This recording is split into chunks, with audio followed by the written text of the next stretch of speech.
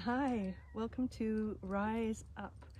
And this is the first intro module, and I'm going to share with you a little bit about something that's the foundation of our being and our success, that if we do not have this, there's absolutely no way we can succeed in any area of our life.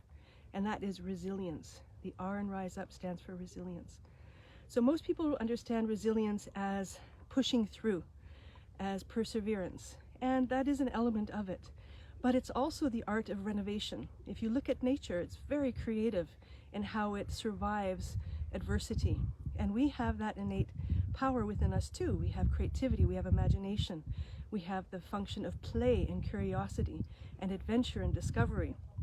And so resilience actually is also all of those components.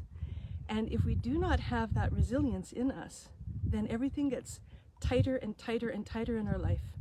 And with each hardship that happens, we shrink rather than expand. So resilience helps us to do the opposite of shrinking. It helps us to open ourselves to life more. It helps us to become self-aware. It helps us to be creative.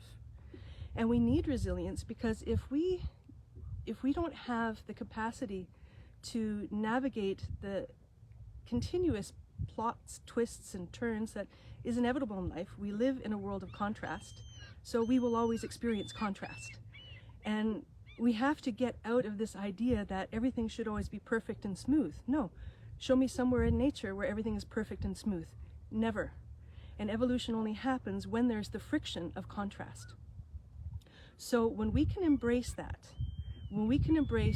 I am actually a force of nature, and I am stronger and more capable than I realize, and this force is in me, this capacity is gifted to me, then I can turn anything into a learning, and I can turn anything into something that benefits me.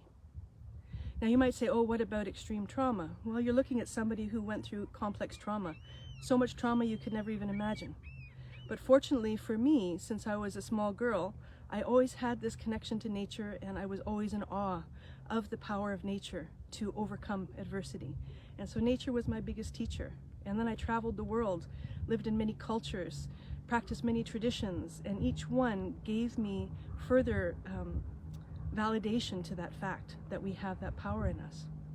And so eventually, after many years, I've been practicing healing for over 30 years now, I naturally wanted to share this, and that's why I'm here sharing this, because if you don't have to suffer another minute longer, then I want to share what I have to share that helped me to now live the life that, was only a dream. I have my dream business, my retreat center. I have my husband.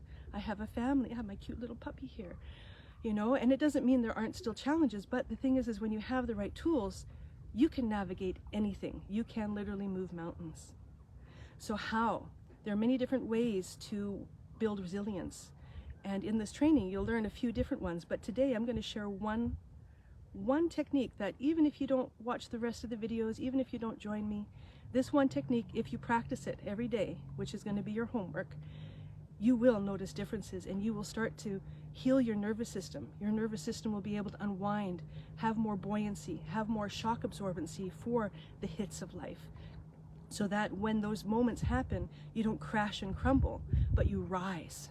You rise and you say with conviction, I know I have the force and the power to move through this.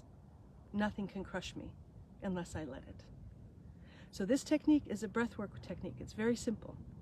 You take a deep breath in for the count of 5 through the nose, and then an equal breath out for the count of 5 with a relaxed, open mouth. And the importance of the relaxed jaw is when we were children and we felt safe, it was an automatic state that our jaws were dropped, and that our bellies were full of breath.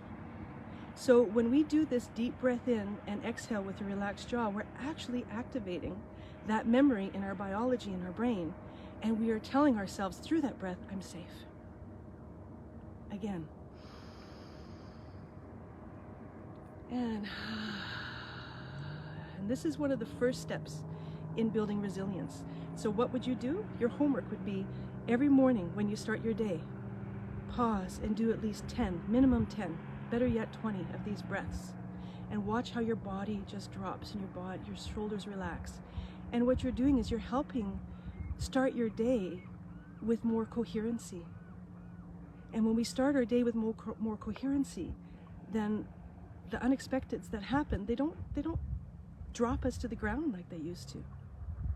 And then to do the breath work at night too, before you go to bed. You're laying in bed, do 10 to 20 breaths. And what you're doing there too is you're oxygenating your system and you're decompressing your nervous system, so you'll have a stronger, better night's sleep. And when you're rested, you're better to meet the next day. So those are the things about resilience. That's the practice that I invite you to explore, and to do that really regularly. And then throughout the day, whenever you have a stressful moment, do that breath, and you'll find that your nervous system realigns. And then in the next class, we will go into another level of this technique, and we are going to explore staying integrity. Integrity, not as a moral, but integrity as in being a whole human being.